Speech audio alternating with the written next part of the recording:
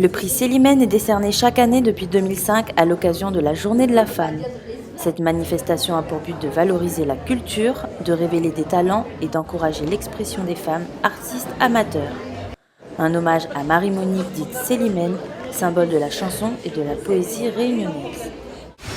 Cette œuvre est un équilibre entre le volume et le creux, entre l'espace et la matière. Cette œuvre est tout à la fois forte et légère. Elle est parfaitement maîtrisée dans sa forme et c'est pour cette raison que le jury lui a décerné à l'unanimité le prix Célimène 2015. Cette œuvre s'appelle Maillaz, son auteur est Julie Joly. Maillage, une sculpture d'une dame en fil de fer. Un matériau que l'artiste compare d'ailleurs à une femme à la fois fragile, forte et souple.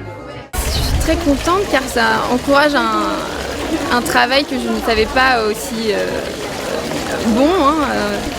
Et puis j'ai aujourd'hui envie de m'épanouir en tant qu'artiste. Et donc c'est l'occasion ici de me dire qu'en fait peut-être qu'il faut que je continue dans cette voie. J'ai surtout voulu jouer sur les contrastes. Donc elle est sur un socle blanc et elle est en fil de fer noir.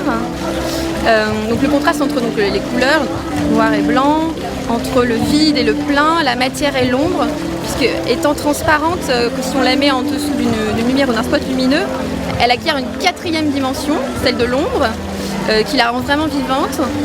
Et puis également voilà, tout ce qui est courbe et angles.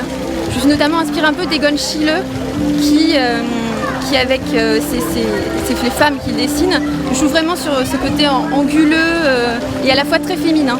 C'est quelque chose qui me plaisait beaucoup. D'abord, c'est une œuvre qui a fait l'unanimité du jury. C'est-à-dire que tous ses membres, hommes et femmes, artistes, journalistes, gens de médias, finalement se sont réunis autour de ce choix. Ce choix, il est particulièrement, comme l'a souligné Madame Joly, représentatif de la condition féminine d'aujourd'hui. C'est une œuvre qui est à la fois un dessin dans l'espace, un dessin qui quitterait sa dimension originelle pour s'élargir, et c'est aussi une sculpture finalement en creux, une sculpture allégée, épurée, qui offre une vision à la fois de ce qu'est la nature féminine d'aujourd'hui, en creux, en plein, tout en légèreté, tout en tension. Et finalement, elle nous invite à nous interroger sur cette double dimension de la nature féminine. Je crois que vraiment c'est une œuvre qui symbolise bien un travail féminin et contemporain. Depuis le début de cet événement, plus de 1700 femmes ont participé au concours. Cette année, 261 œuvres ont été déposées depuis le lancement le 22 décembre 2014.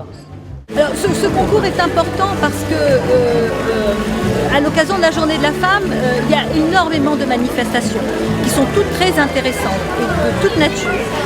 Le prix Célimène a ceci de particulier, c'est que c'est un rendez-vous qui est donné chaque année aux femmes qui créent dans leur cuisine, dans leur garage, dans leur atelier, dans leur jardin, mais qui n'ont jamais l'occasion de présenter ce travail, de le faire connaître et de le faire aussi regarder par un jury d'experts, parce que notre jury est un jury d'experts. Donc ce prix a cette particularité-là. C'est que les femmes qui n'ont jamais l'occasion de participer à une exposition, individuelle ou collective, présentent leur travail et essayent de décrocher le prix Célimène. Pour cette édition 2015, le deuxième prix a été décerné à Anna Izy-Urpin pour son œuvre Les Baigneuses. Le troisième prix a été remporté par Émilie Hardy pour sa création Progression. Enfin, le prix d'encouragement du jury a été attribué à Ella Pollux pour son autoportrait.